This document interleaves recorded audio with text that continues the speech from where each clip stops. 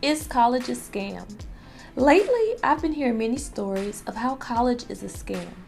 Now, as a doctor of education and someone who has spent decades working in higher education, I'm going to reveal to you what I've learned, and you may be surprised at my point of view.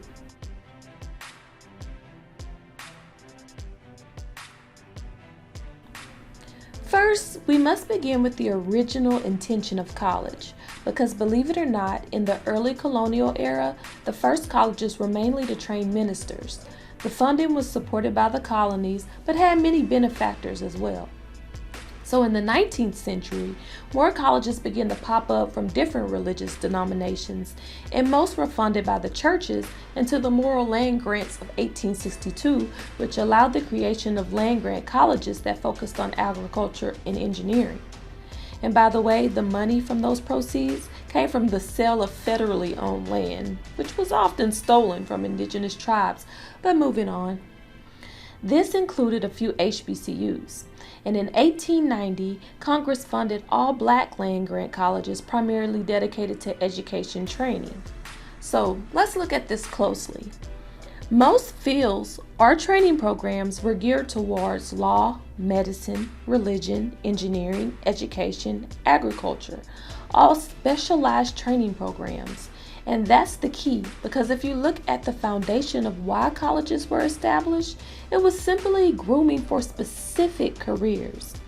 A school simply rooted to train young white men to be clergymen, that worked for them because most probably ended up clergymen. And schools that trained teachers, I'm sure most ended up teachers. But now you come to the 20th century, and college began to grow and broaden their curriculum, so much so that it became a little scammy.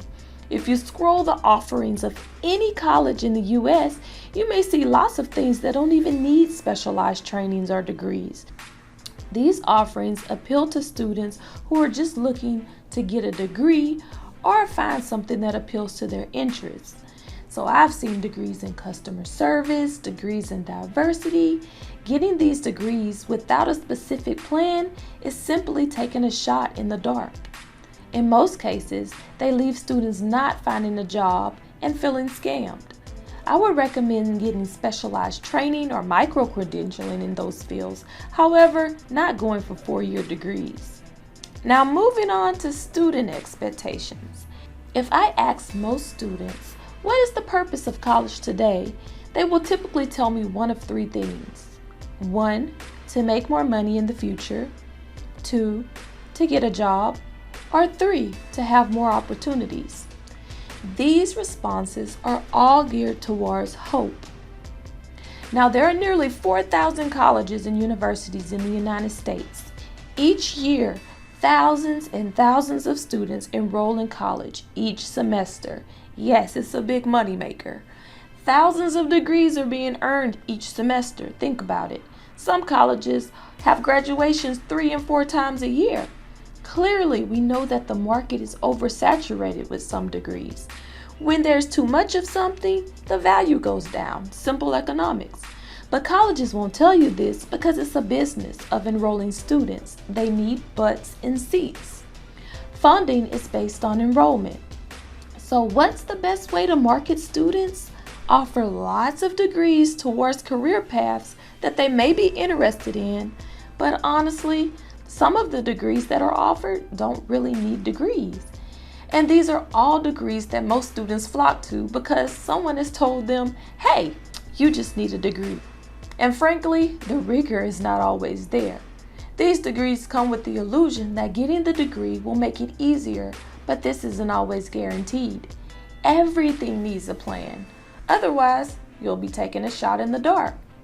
To be successful, you have to find a way to turn education into its monetary equivalent. This often comes from being great at something.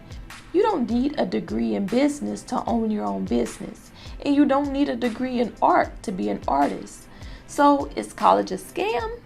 It can be, but only if you don't have a plan. If you're a college student that's undecided, my best advice is to not go to college right now. But if you're a student that wants to be, let's say, a nurse and work in a field that needs a certification or a specialized training program, then college is a necessity for you. So in conclusion, students should be very careful choosing majors in which jobs do not have a specific degree that you need. Additionally, students should have an end goal before selecting any career path. Too often, I see students choose fields based on rigor, the potential salary, or another person's expectations. Thanks for watching Ropeachy's World. Where are your thoughts on college? Let me know in the comments.